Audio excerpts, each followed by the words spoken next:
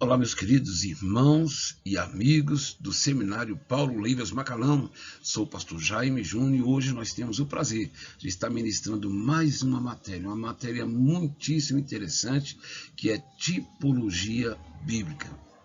Essa matéria vai nos tornar claro que Deus realmente está no controle da história, Deus está no controle dos acontecimentos. E nós vamos ver que vários fatos, acontecimentos e até personagens da Bíblia nada mais são do que, principalmente, Deus conduzindo a história para que se execute o seu grande plano de salvação.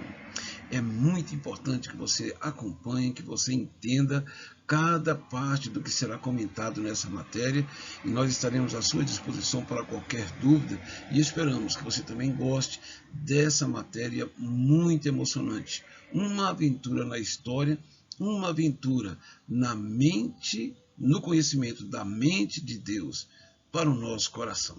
Que Deus nos abençoe e você é muito bem-vindo a estar conosco em mais essa matéria. Vamos começar então o nosso estudo, primeiro entendendo essa questão, o significado de tipologia, essa terminologia.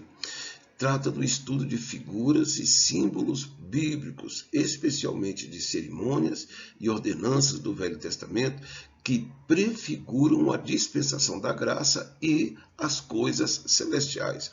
Ou seja, nós vamos entender então que vários eventos, fatos, das ordenanças, os rituais do Antigo Testamento estariam apontando para uma realidade superior e futura, que seria cumprido a partir do Novo Testamento. Temos aqui alguns elementos com relação ao tipo, que são uma semelhança divinamente ordenada, pela qual pessoas, objetos e eventos celestiais são demonstrados pelo terrestre. De extrema importância, nós trazemos a observação de que não é tudo do Antigo Testamento que nós podemos caracterizar como um tipo, que vai ter o seu cumprimento no Novo Testamento. É muito importante, nós já temos alguns critérios que nós vamos falar logo a seguir, que para que uma coisa do Antigo Testamento, uma ordenança, um ritual, uma cerimônia, ou que seja, para que ele seja caracterizado como tipo, ele tem que ter sido pré-ordenado por Deus. Logo mais nós veremos isso. Outra observação é que o tipo é aquilo que produz fé como modelo, como símbolo e como exemplo. Apenas pelo tipo entendemos certos trechos do Novo Testamento. Então essa é uma pequena introdução sobre a questão do entendimento da tipologia, principalmente agora no contexto do tipo, o significado da expressão tipo.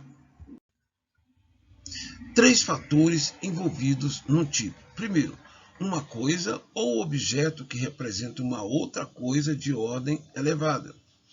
Outro importante ponto, o objeto representado, que denominaremos antítipo ou antitipo, ela vai ser a realidade. O tipo é o símbolo e o antitipo ou antítipo será a realidade, aquilo que é representado pela figura ou pelo tipo no Antigo Testamento. Uma boa maneira de entendermos é que o tipo está sempre no Antigo Testamento e o antítipo sempre no Novo Testamento, porque ele é o cumprimento daquela figura. Terceiro elemento, a obra do tipo expressa-se pelo termo representar ou prefigurar, que nós vamos encontrar nas Escrituras. Vamos ver aqui algumas declarações bíblicas quanto à natureza de um tipo.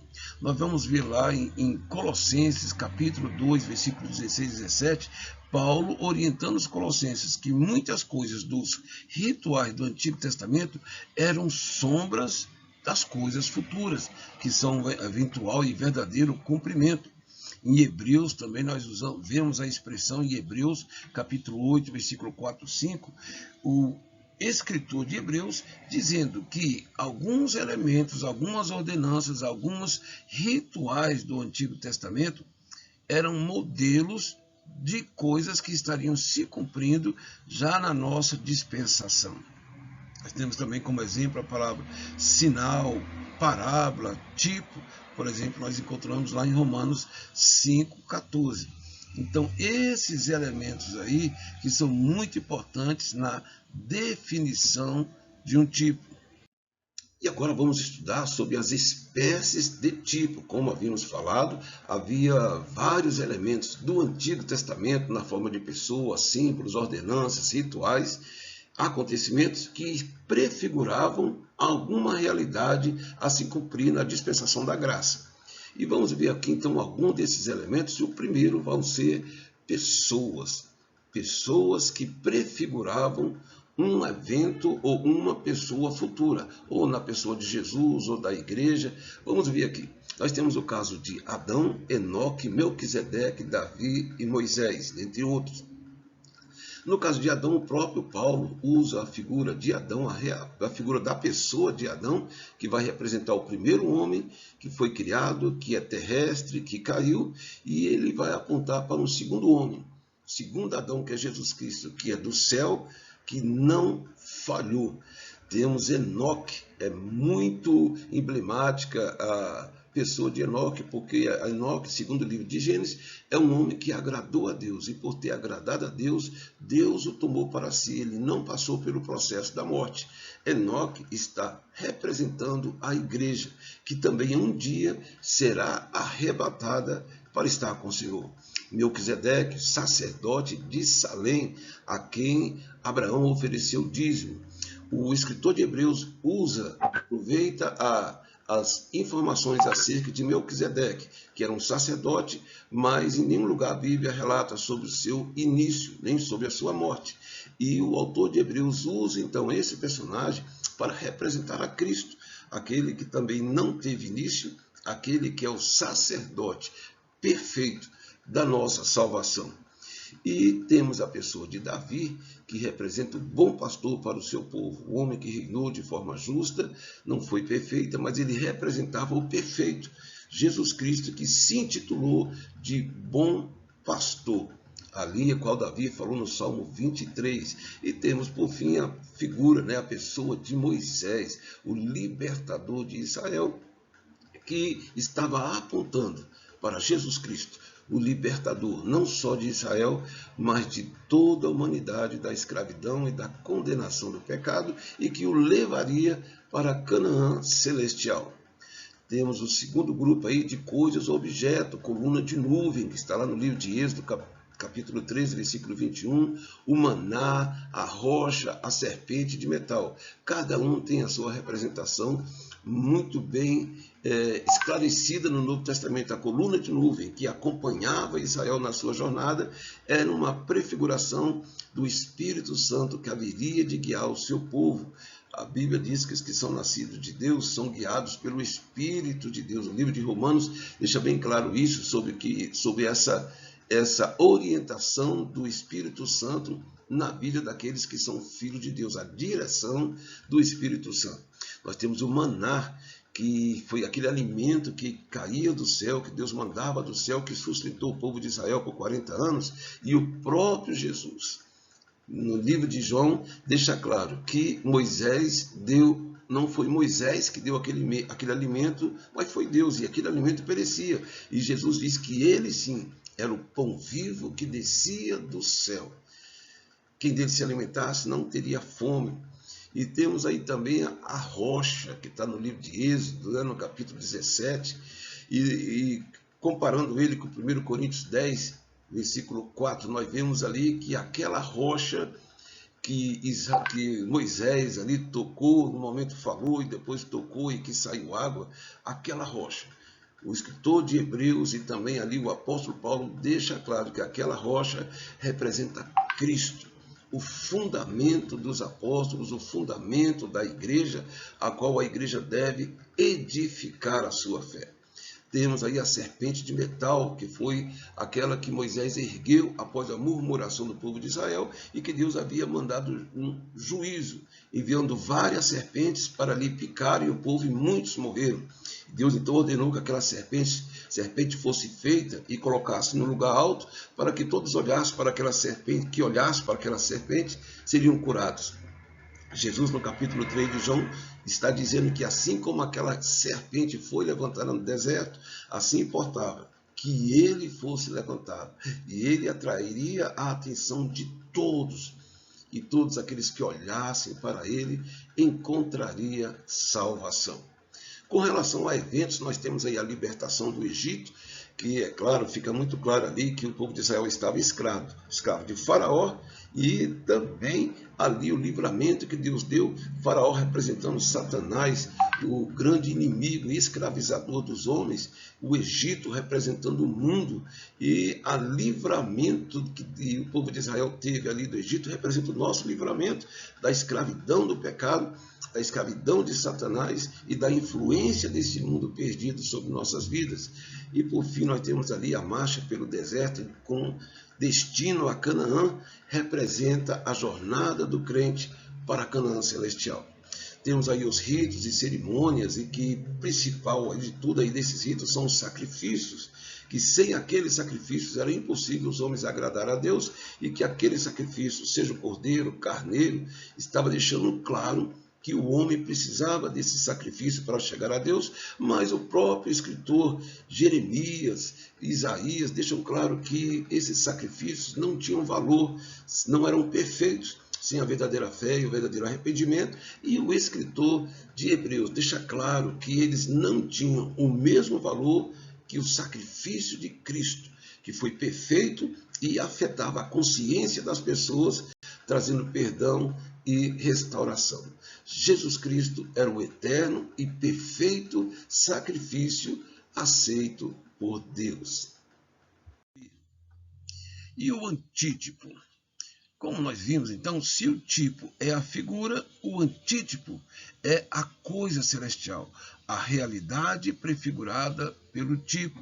Nós já vimos ali, como por exemplo em Hebreus, em que o escritor fala, que as ordenanças, os fatos do Antigo Testamento ou da lei eram sombras das coisas futuras. E nós vemos aí algumas declarações da Bíblia Sagrada, que declara a natureza do antítipo. Nós vimos aí que, segundo Colossenses capítulo 2, versículo 17, nós vemos a expressão corpo, mesma imagem lá no livro de Hebreus, que vai falar de uma figura que aponta para uma imagem, essa sim a imagem real. Coisas celestiais também, lá no livro de Hebreus, fala que alguns elementos, alguns aspectos do santuário, alguns aspectos dos rituais, dos sacrifícios, apontavam para verdades e situações abordadas no mundo celestial. E também temos a expressão verdadeiro em Hebreus 9, 24, já que ele se reporta a algum fato do Antigo Testamento, algum fato com relação às ordenanças ou sacrifícios que tem o pleno cumprimento em Cristo Jesus. Ou seja, os elementos, as ordenanças, elas tinham uma razão de ter existido, porque estariam apontando para algum fato real e espiritual que se cumpriria a partir do advento da vinda de Jesus Cristo, seu sacrifício, a sua ida para os céus, a sua intercessão e todos os fatores que envolvem a nossa salvação, inclusive com relação à nossa morada eterna, que também é abordado no livro de Hebreus, que diziam que os patriarcas, os perseverantes da fé do Antigo Testamento tinham uma esperança de uma pátria celestial, a qual o Senhor haveria de preparar, e que nós já sabemos que essa pátria celestial está lá figurada no livro de Apocalipse, com todos os seus detalhes. Qual o valor dos tipos? Agostinho, ele escreve uma coisa muito importante, que o Novo Testamento acha-se no Velho. E o velho, pelo novo, é explicado. É exatamente essa relação intrínseca entre o antigo e o novo. Um complementa o outro. O novo traz a abordagem, a revelação da significância de vários elementos do Antigo Testamento. Outra coisa com relação ao valor do estudo dos tipos é porque ele fortalece a convicção na inspiração das Escrituras. Como nós vamos observar, há vários fatos que eram pré-ordenados por Deus. E quando nós vemos aquele pleno cumprimento do Novo Testamento, a nossa fé é fortalecida por ver que verdadeiramente Deus está na condução da história, da humanidade e, por consequência, da nossa vida também. Ela fortalece a nossa convicção nos profetas que relataram tantos eventos que teve cumprimento agora no Novo Testamento, e é claro, alguns ainda vão ter um cumprimento mais a posterior. E é uma barreira contra as heresias. Isso porque, como há essa relação intrínseca entre o tipo e o antítipo, há uma confirmação de que vários elementos pré-ordenados por Deus têm se cumprido.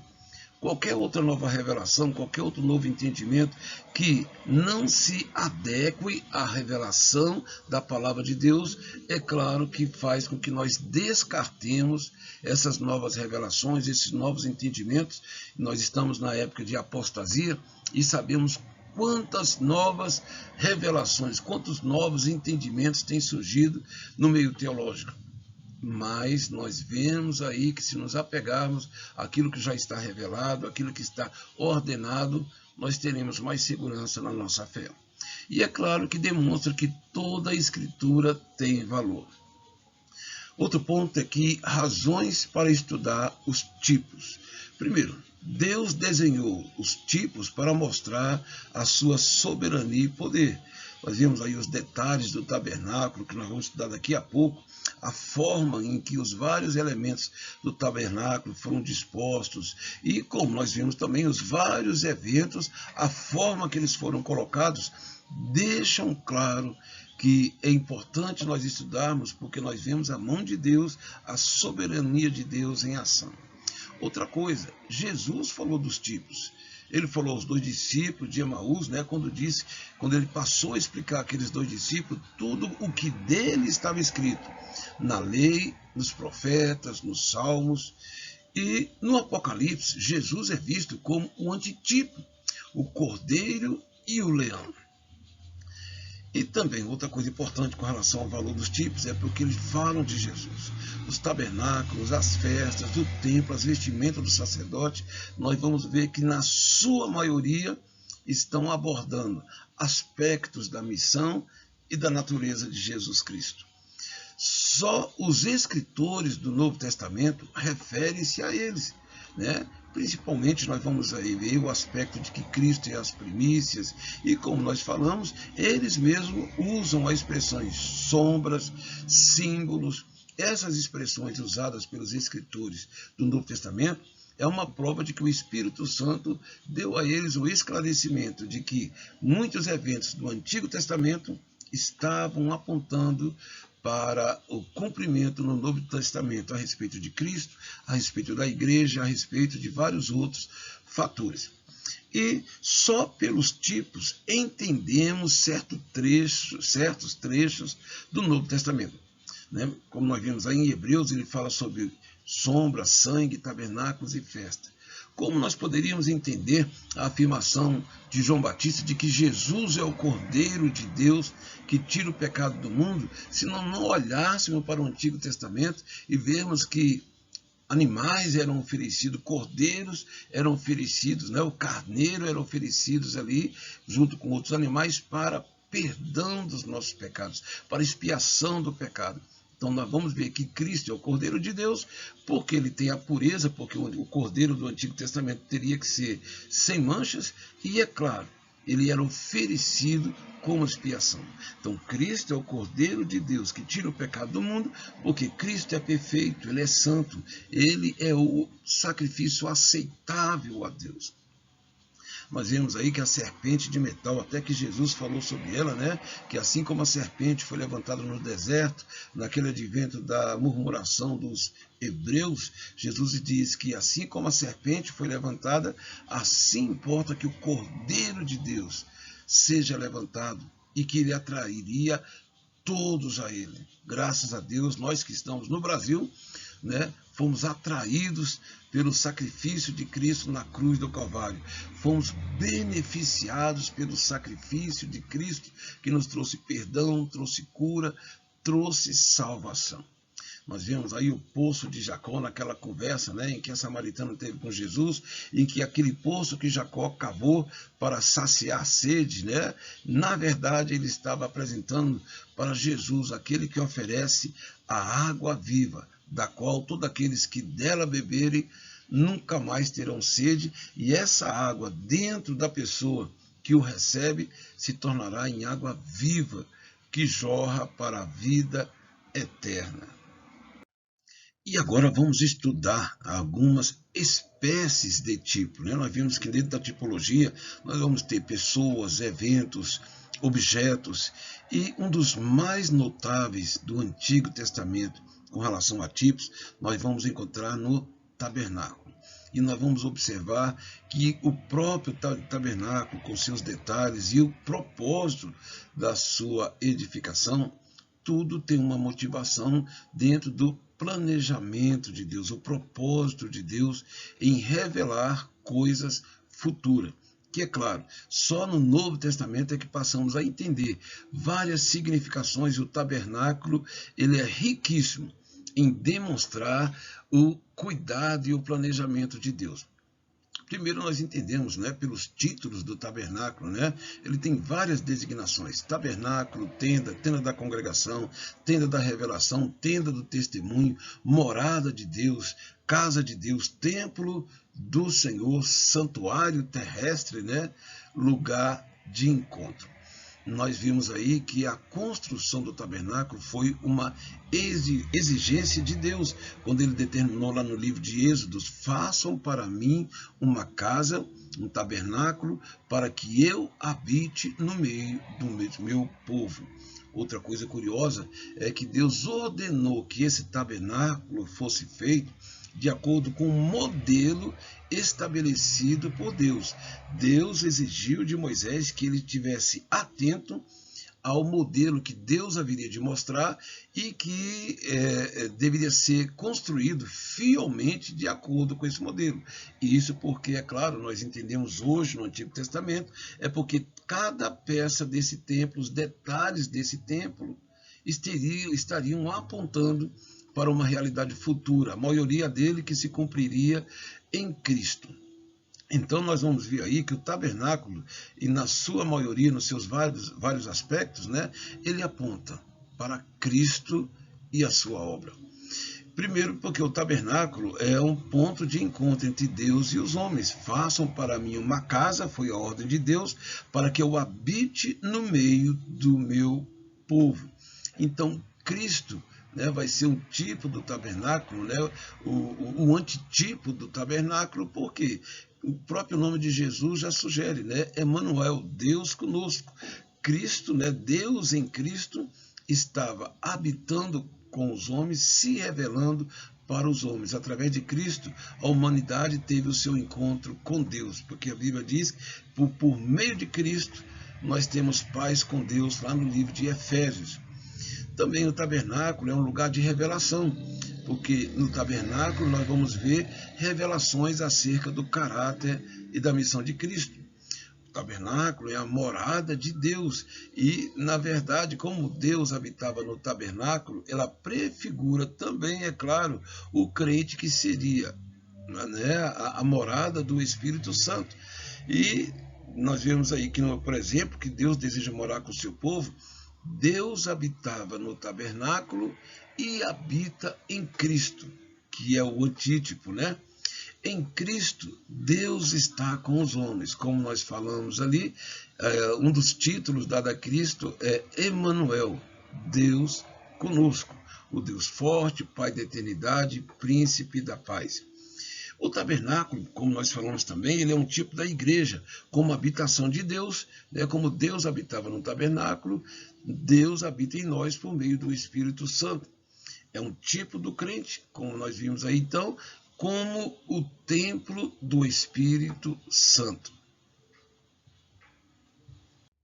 E agora, meus irmãos, você vai ter a oportunidade de ter uma visão. em 3D do tabernáculo, como ele era originalmente construído, e nós vamos ver aí que cada elemento desse tabernáculo vai ter um simbolismo muito importante. Em sua maioria vai apontar para Cristo, a sua natureza e a sua obra, e eu chamo a sua atenção para que você reveja, se possível, esse vídeo para ter em mente a significação de cada um dos elementos.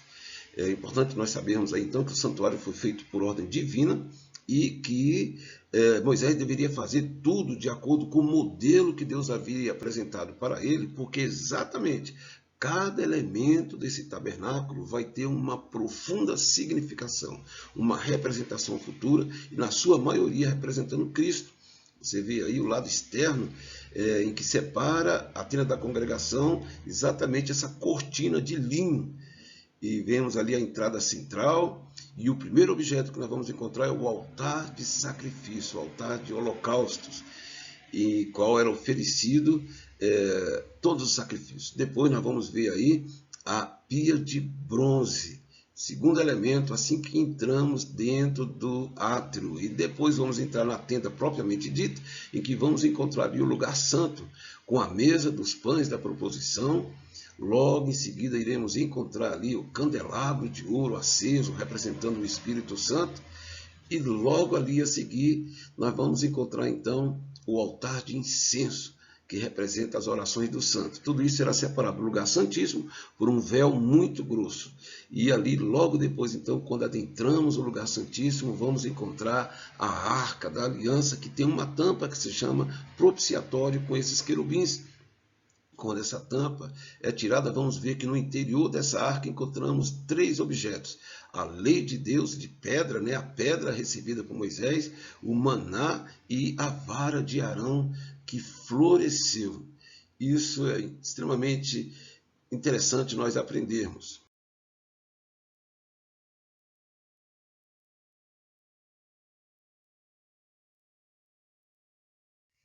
Ainda sobre o tabernáculo, vamos estudar aqui alguns materiais que foram utilizados para a construção do tabernáculo e o seu simbolismo. A primeira coisa que nós vimos ali é que o que separava o povo de Israel da tenda da congregação era uma cortina, um muro feito de cortina de linho retorcido. Já vimos ali que o linho retorcido no livro de Apocalipse indica justiça. Então, exatamente, o povo pecador não poderia ter acesso direto a Deus por causa dos seus pecados. Então, na verdade, ali onde estava a presença e a glória de Deus, dentro da tenda da congregação, ainda não era acessível ao povo. O caminho pleno ainda não estava aberto, senão para os sacerdotes, que poderiam entrar ali, e os sacerdotes representavam o povo diante de Deus. Segundo elemento, nós vamos ver ali que vários dos materiais também foram usados na forma de prata, ouro, madeira e bronze. Em alguns casos, nós vamos ver que a madeira está revestida de ouro. Esse aspecto denota a natureza de Cristo, a dupla natureza de Cristo. Madeira é da terra e o ouro representa a glória de Deus. Então, a madeira representa a natureza humana de Cristo e o ouro representa a glória de Cristo, a sua natureza divina. Vemos também materiais que foram feitos de prata, e prata representa a redenção. Vemos que alguns materiais são feitos de ouro, como já falamos, e o ouro representa a glória de Deus. O material feito de bronze, bronze indica o juízo. E nós vemos ali que o juízo é a base do trono de Deus, o juízo e a justiça. E esse bronze representa o juízo divino, e ele vai estar sendo usado principalmente no altar. E vemos o elemento do fogo. O fogo fala de santidade e também fala de purificação. Ainda sobre o tabernáculo, vamos dar continuidade ao estudo sobre os elementos do tabernáculo e seu significado. Nós já observamos anteriormente que aquelas cortinas que agiam como forma de um muro que separava o povo da tenda da congregação, aquela cortina é um tipo da justiça. Ela indicava a separação do homem de Deus, a santidade divina e os impedimentos ao livre acesso a Deus, que ainda estavam vigentes naquela dispensação. E nós vimos que ao entrar na tenda da congregação, só havia uma entrada. Essa entrada deveria estar virada para o oriente, e nessa entrada havia 4 colunas principais que facultava o acesso ali para o interior da tenda da congregação. Então nós vemos ali que essa entrada única representa ali Cristo Jesus, o único caminho, a verdade e a vida, e que ninguém vai ao Pai a não ser por Jesus Cristo. Uma coisa interessante é que essa entrada deveria ser virada sempre para o Oriente. Quando o povo de Israel estivesse nas suas peregrinações, quando eles parassem para descansar e fossem erguer novamente a tenda da congregação, sempre a entrada principal deveria estar virada para o Oriente. E Jesus, no seu diálogo com a samaritana no capítulo 4, indicou uma coisa muito clara para ela: a salvação vem dos judeus. E uma coisa também interessante com relação a isso é as 4 colunas, né? São as 4 colunas que indicam a universalidade do Evangelho. Toda a humanidade seria alcançada e beneficiada pelo sacrifício de Cristo. Indica também os 4 evangelhos, Marcos, Mateus, Lucas e João. E aquelas 4 colunas na entrada principal aqui sustentava ali toda aquela cortina, estava representando a sustentação de Cristo para com a sua igreja. Na verdade, então, a entrada para o santuário era uma barreira para os impuros, mas um caminho aberto para quem procurava reconciliação. Nós vemos ali que a constituição também daquelas cortinas, elas eram sustentadas por vergas, ganchos das colunas e feitos de prata. Já vimos que a prata ali é um símbolo da redenção. E quando nós entramos agora dentro do santuário, dentro do átrio ainda, né, em direção ao santuário, quando nós entramos, o primeiro objeto que nós vamos ver é o altar do holocausto. Holocausto, altar quer dizer lugar elevado. Isso aí indicando que não haveria acesso a Deus sem primeiro a oferta de um sacrifício. Isso para os judeus tinha uma representação, tinha uma ideia de que Deus queria passar para aqueles homens, de que não era possível acessar a Deus sem oferecer um sacrifício. A própria Bíblia diz que sem derramamento de sangue não haveria remissão de pecado. Então aquele altar ali estava prefigurando o sacrifício de Cristo, que iria permitir qualquer pecador arrependido ter acesso ao Pai, já que por meio de Jesus Cristo nós fomos reconciliados com Deus. E nós vimos ali que quando o sacrifício era realizado e ele era queimado, subia aquele cheiro, aquela oferta de cheiro agradável a Deus, aquela fumaça que subia, Deus o recebia como cheiro agradável, porque Deus estaria convicto de que o homem entendeu que ele só poderia chegar a ele através do cumprimento de uma exigência. Não poderia querer chegar por si só. O homem tinha consciência que precisava oferecer um sacrifício, e quando esse homem oferecia o sacrifício em espírito, em verdade, em arrependimento, em adoração, Deus recebia aquele sacrifício como oferta de cheiro suave. E ali nós entendemos que a absolvição do pecador só se dava quando se dirigia ao sacerdote. E ali ele confessava o seu pecado, colocando a mão sobre o animal a ser sacrificado. E ali sim, então, se houvesse junto com aquele ritual o sentido de arrependimento, porque senão não teria valor algum, Deus recebia aquele sacrifício e o pecador era absolvido. Já vimos que o material também que está envolvido na elaboração desses elementos eram madeira de acácia revestidas. Nós vimos que no altar, você deve ter observado lá no altar, que ele tinha 4 pontas, uma ponta em cada altar, em cada parte do altar, que indicava, segundo a palavra de Deus, essas pontas indicam poder e falam do poder do sacrifício de Jesus Cristo, o suficiente para reconciliar qualquer homem com Deus. E um elemento importante aí desse ritual, é claro, era o sangue. Esse sangue do animal, ele era jogado uma parte na base do altar, em outras ele era aspergido sobre alguns elementos ali do santuário. E é claro, esse sangue estava indicando para o futuro sacrifício de Cristo, que ia oferecer de uma só vez o seu sangue para a redenção da humanidade. E ali nós vamos ver também que havia a questão dos vários utensílios que eram usados na manutenção ali daquele altar. Nós temos os cinzeiros, nós temos as pás, temos as bacias, garfos e braseiros de cobre para cuidar do fogo e remover a cinza. Tudo isso está indicando uma necessidade de renovação constante. A retirada da cinza, a substituição, aqueles objetos que eram usados para isso, indicava a nossa necessidade de sempre estarmos buscando uma renovação. Sempre chegamos a Deus, nunca convicto de que estamos perfeitos, né? Não há homem que não peque, por isso, diariamente, fazemos uma autoavaliação, nos examinamos, pedimos perdão a Deus e queremos aquela renovação do Espírito Santo que nos traz restauração à plena comunhão com Deus. E aí o segundo elemento que nós vamos ver depois do altar é agora o lavatório de cobre, como você vê aí nessa imagem. Ele era feito de bronze ou cobre, e nós já vimos que o cobre representa o juízo de si própria, a pessoa se autoexaminar, porque o cobre naquela época era usado para fazer espelhos, e no caso ali, quando a pessoa então olhava para aquele cobre, ele se via.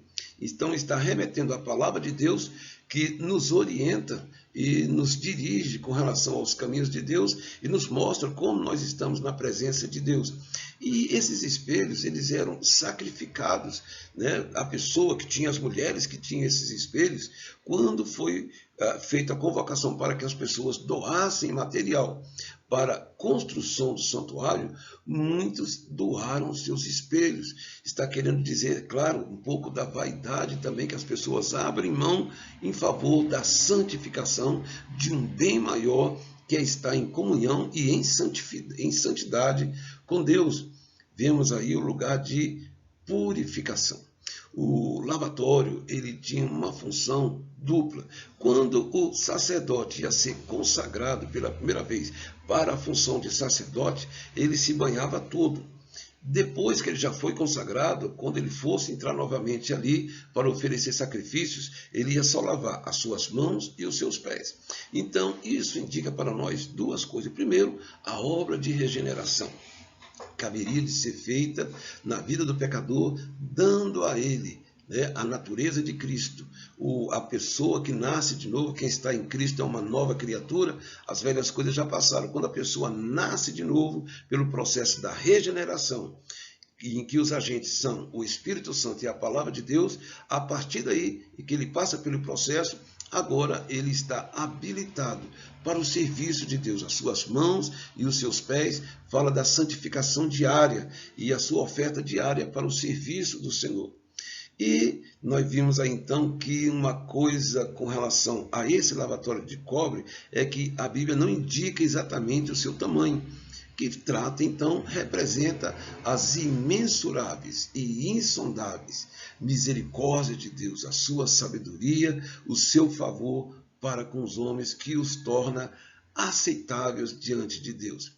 E uma coisa, para nós encerrarmos essa análise sobre o lavatório, é que ele nunca deveria ser coberto.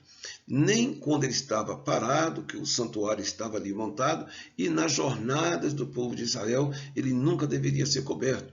Isso indica que a palavra de Deus é uma revelação e não um mistério encoberto.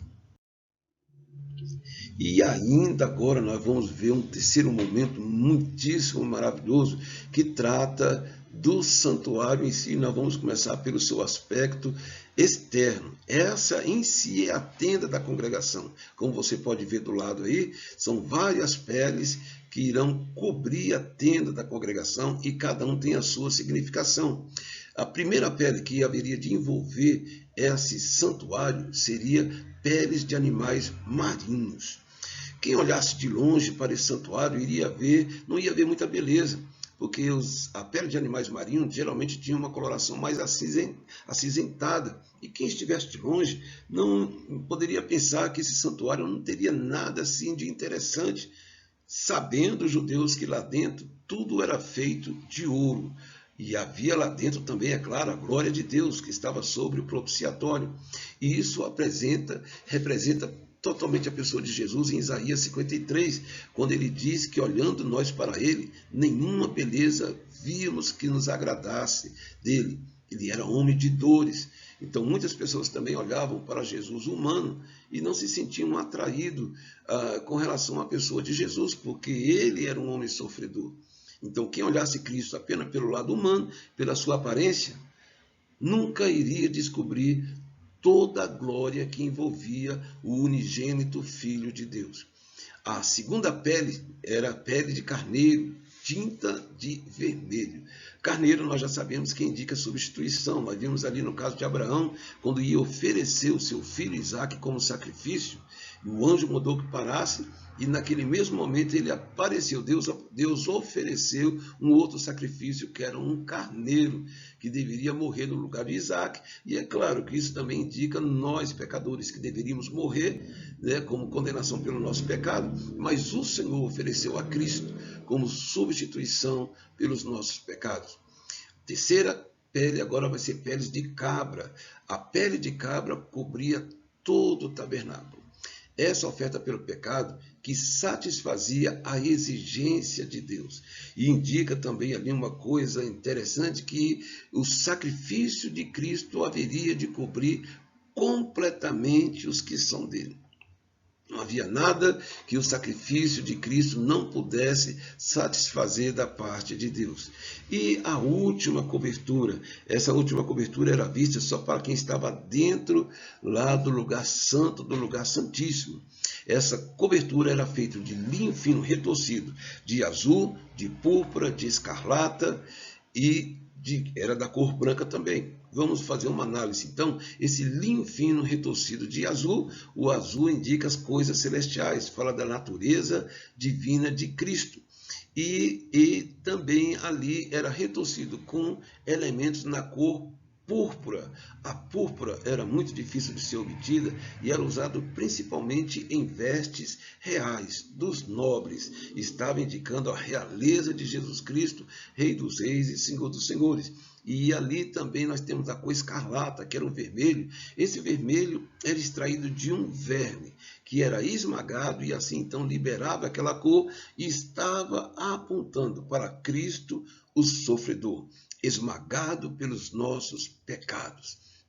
E a cor branca, nós já sabemos que representa Cristo imaculado, a sua pureza, Cordeiro de Deus que não tinha pecado. E o linho, como nós já falamos anteriormente, representa a justiça. E uma coisa interessante também, muito importante, é que nessa cobertura de linho com todos esses materiais, também tinha o desenho de querubins. E nós já vimos que os querubins representam a glória de Deus, resguardando a glória de Deus. E nós lembramos que lá no livro de Gênesis, quando Adão e Eva foi expulso, o Senhor colocou um querubim para guardar a árvore da vida. O querubim aqui também é utilizado como aquele representante, guarda fiel da glória de Deus em relação aos homens. E esse querubim, nós vemos lá no livro de Ezequiel, e você vai ter uma imagem aí à nossa direita, que ele tinha 4 faces. Um lado era face de homem, o outro lado face de leão, o outro lado face de águia e o outro lado uma face de um boi. Cada um desses elementos também está representando algo a respeito da pessoa de Cristo do Evangelho. Vamos ver, por exemplo, a face de leão. Leão é o rei dos animais. Ele representa o poder e glória real, a realeza de Cristo. Por isso, no livro de Mateus, Jesus Cristo é retratado como o rei dos judeus. E no Apocalipse nós vimos ali que ele é o leão da tribo de Judá, o rei de Israel. A face de boi. O boi representa a força para trabalhar e para servir. E nesse aspecto, Jesus está representado no livro de Marcos, o servo de Deus paciente e fiel. E com relação à face de homem, que indica simpatia, inteligência, afinidade entre Deus e os homens. Nesse sentido, nós temos o Evangelho de Lucas, que nos apresenta Jesus como Filho do Homem. E por fim, a face de águia. A águia trata, de suprema percepção das coisas celestiais. Ela tudo vê lá do alto e, nesse sentido, Jesus é representado no Evangelho de João, o Cristo, o Filho de Deus, que desceu à terra para nos salvar. E assim, irmão, nós concluímos a nossa primeira aula de tipologia. Você viu que quão interessante, quão profundas são as verdades que estavam ocultas para os judeus naquela época. Eles tinham que obedecer, tinham que fazer as ordenanças, os rituais, mas é no Novo Testamento em que esses rituais vão se tornar conhecidos, compreendidos, porque eles prefiguravam algo muito maravilhoso. A obra de Cristo, a natureza de Cristo, a natureza da igreja, todos indicavam algo, uma verdade celestial. E que nós temos acesso a essa verdade hoje, quando nós vemos aquela indicação de que Jesus Cristo é o Cordeiro de Deus que tira o pecado do mundo. Nós não poderíamos entender, mas por que Jesus é o Cordeiro de Deus? Nós não poderíamos entender essa informação sem voltar para o Antigo Testamento, em que cordeiros eram oferecidos como sacrifício. E João apontou agora que Jesus é o Cordeiro de Deus, que tira o pecado não só da nação de Israel, mas de todo homem, toda mulher que se aproxima e quer ter comunhão com Deus. Fico muito feliz de você ter estado conosco, nós te agradecemos e contamos com você para estar conosco no nosso próximo encontro. Acesse o nosso canal e você vai poder ter acesso às nossas demais aulas. Deus te abençoe em nome de Jesus.